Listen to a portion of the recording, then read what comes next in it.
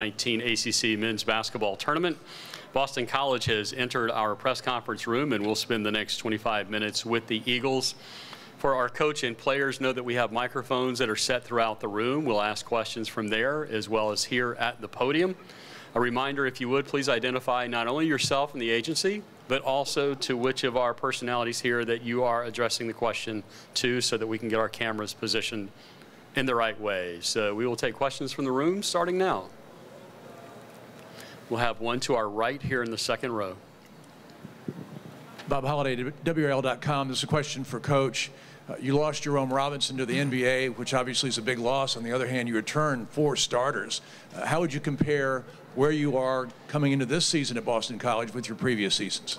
Well, I think it's been really helpful for us to have those many guys back, especially in practice. You know, for the first time, I feel like we're not explaining things for the first time to everybody, and really an important ingredient is that we have older guys who are able to teach the younger guys. You know, it's something that we all think is important, but we've never had a chance to have that. So for the first time, we have guys who have been in the program 3 years and 4 years who can explain some of the things that we do and why we do it.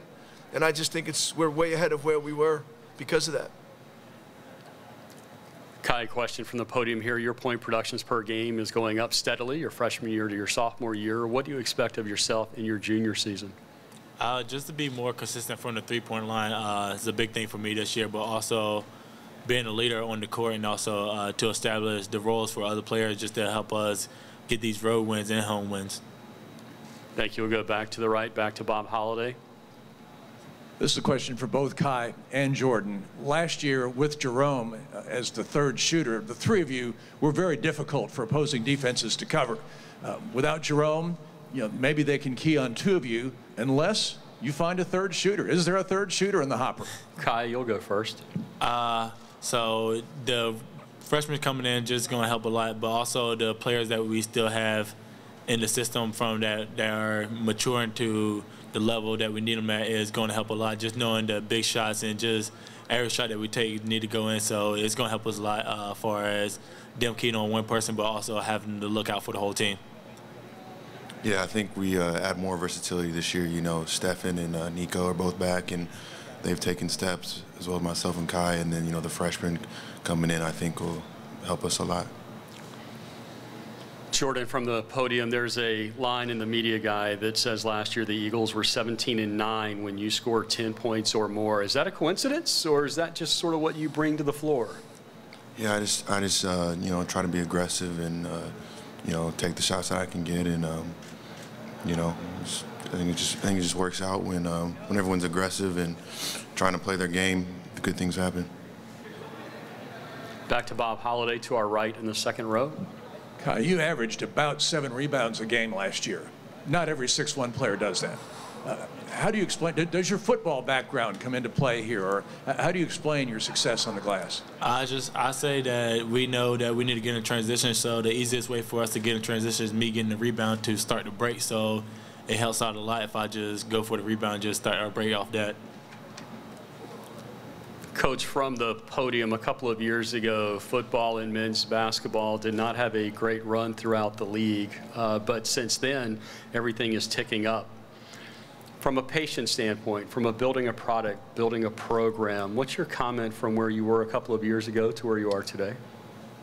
You know, I think it's part of a plan, and we had a plan. I had a plan when I took over this job, and there's no time frame for that. You don't know how quickly things will come together, but I think just by sticking with our plan and getting really key pieces to remain loyal, and I think that's the hardest part of rebuilding anything, because we understand how hard it is just to pass one team in this league. So I think those key pieces, their ability to stay loyal to me, our program, and to Boston College, have attracted other players now, because their story is out there and they can tell it. That there was nothing there, they believed in it, and now these other guys who are coming in now, they get a chance to see it. And once that happens, it just keeps going, and that's how things get built. And it's a very, you know, it's not an easy process, but you have to stay loyal to the plan and believe in what you do. And we never wavered from it, not for 1 second. For our student athletes, that same type of patience, have you been taught the patience? Have you naturally been patient players? You obviously have to be part of that building of the program as well. Your reaction, Kai? I say that going into my first year, we all had to believe in one thing, and that was just being able to compete against other teams, but also being able to know that we have each other back. So we stepped into an environment where we knew what we was getting ourselves into, but also knowing that every day we was going to fight to better ourselves throughout the whole system. Jordan? Yeah, you know, playing in the ACC, we all know it's a tough conference, and so patience is something that we've had to learn, you know, just to take every game step by step. And, you know, as we've trusted in the coaching staff, good things have happened. To your left, about halfway back in front of the gentleman in the yellow sweater. Hey, Coach. Evan Lepler, Raycom Sports. When you lose a player to the first round of the NBA draft, do you feel like you can be better this next year? And what have you seen in practice that makes you think that this year's team can make strides from where you were last year? Well, I think you're going to be different, because a lot of stuff that we did, you know, Jerome was a big part of that in terms of, you know, things we ran and options that we had off those particular plays because of how he was going to be guarded. But in a lot of ways, our team this year, because we added, you know, 2 impactful freshmen, and in my mind, we literally have 6 starters. I couldn't tell you today which group of the 5 are going to start, but group of the 6 rather are going to start. But I think our team, with the addition of those guys and then the continual growth of not only the returning players, but some of the who played a lot, some of the other returning players who came off the bench, I think in a lot of ways our team is a lot more versatile. We can do a lot more different things now than we could, and I think that helps. So obviously you never want to lose a great player, although we couldn't be happier for Jerome. We were happy when it all happened and throughout the whole process for him. But I think in a lot of ways our team now, because of the addition of new players, is a lot more versatile. Back to Bob Holliday to our right. Coach, if I recall, you had a front court injury last year, and there were some teams that you had a size disadvantage against. How would you assess your height and strength in the front court this year? I mean, again, Stephon Mitchell's the all-time leading freshman rebounder in the history of the school. You know, think about that. There's been some unbelievable players at Boston College, so an unrecruited player. So, I mean, and Niko Popovich is back for a junior, and if you really watched our team, the last 8 or 10 games when he started getting consistent, he always had ability. When he was consistent, we were a different team. So another year of growth for him. You add a Jarius Hamilton who's 6'8", 240 pounds coming in the door, explosively athletic. So I think that, and then the development of a John Carlos Reyes now who's been in the program for 4 years.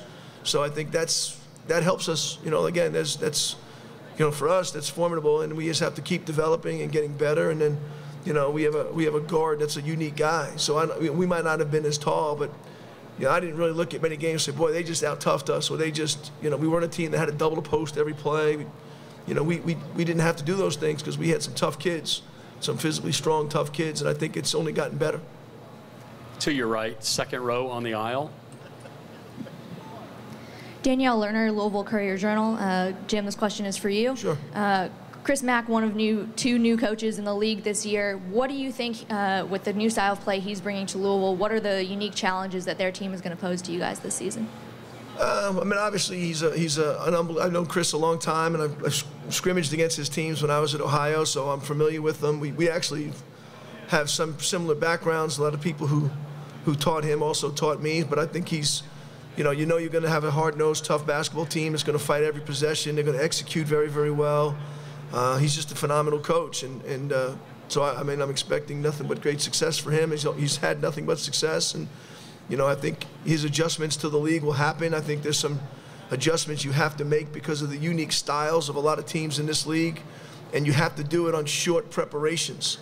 You know, when you're going from one style, if you're playing Virginia, to the next game you're playing Syracuse. Well, not everything you do against every team that plays that way works against them. So you're going to have to do some things that, in a short period of time, that these players are going to have to grasp to give yourself a chance. Kai, from the podium, you've been given some good-natured ripping about your hair over the last couple of years. 1, how did it start? And 2, how do you decide what color it might be for a game? It started coming out of high school. So every year that we went to the state championship for football, all our teammates would dye our hair blonde. So my senior year, I didn't play football, so I already had the blonde, but I started to cut it all out. But then again, I got it back, so I got tired of seeing everybody with blonde, so I decided to go red. But then I had one game where I dyed it jet black, and coach didn't like it, and we just had a horrible game that day, so I decided not to dye it back, so I just kept it colored now. Coach, your reaction to the hair at all? I'm excited about it. I'm excited about it. You know, I think I told him if we make the NCAA tournament, I'll go red too. If he wants me to go red, if that's what it takes to get us there, we'll do that. But I mean, I think he's a unique guy. I mean, the enthusiasm he brings to everybody in our program, everybody at the school, it's once in a lifetime type personality. Jordan, you've been on a bit of a basketball journey. Can you take us through the changes in your life and how it is that you ultimately decided on BC? Yeah, you know, I met with the coaching staff when they started recruiting me when I decided to transfer, and you know, I didn't play a lot at my previous school, and they had a lot of confidence in me and believed in me, and so that was the biggest reason I chose to come play for them. But yeah, it's just been a lot of hard work, a lot of patience, and yeah, I just trusted in the process, and good things have happened. From the podium, Coach, to follow back up on building a program, do you have to have a trophy this year in order to say that you had a successful season? Again, I think there's one goal and one goal in mind.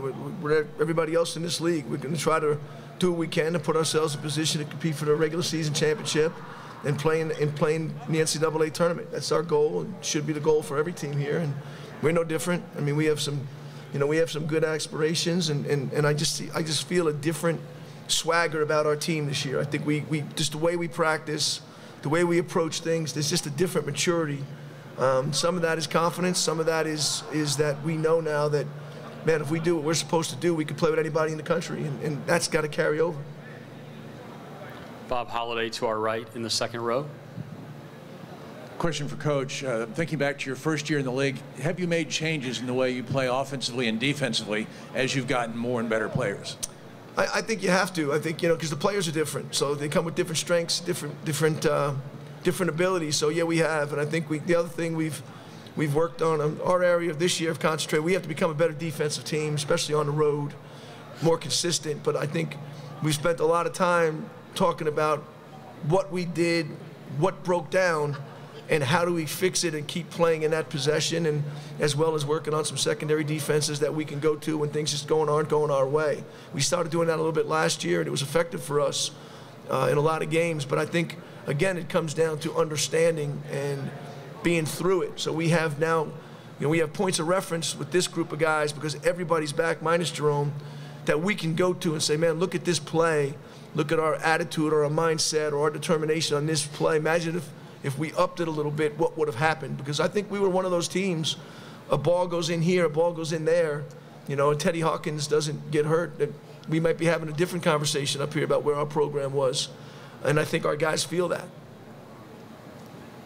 Coach, from the podium, I want to stay on the building the program aspect. How do you design a non-conference schedule with the thought of building towards something? What are the variables that go into those games outside of the league? Boy, it's a great question. I mean, it changes. You know, I mean, it changes because there's the fine line of you want to get confidence, you want to work on things, but you also want to build yourself a resume. So, you know, we wanted to challenge ourselves on the road a little bit in non-conference. So, you know, we're going to a Texas A&M. We're going to a DePaul. We play an NCAA tournament team in Providence at home. Obviously, the ACC Big Ten Challenge, and then there's 18 grueling games. You know, so it's you know, it's a fine line, you know, between, you know, you have to really get a good gauge on your team. You know, what can we handle, you know, where we need to, you know, different styles that we're going to play against that are similar to some of the things we play against in the year, in the ACC play. So it's a great question. I wish I had a simple answer to it. Kai, I think we asked you this question last year, again on a lighter note, being from Havelock, North Carolina, so right here in the Tar Heel State. Are you getting used to the Boston winters yet? I think it's been easy for me to get through just as far as living also on the coast. So getting all the wind from the beaches is easier for me to adjust to the Boston weather.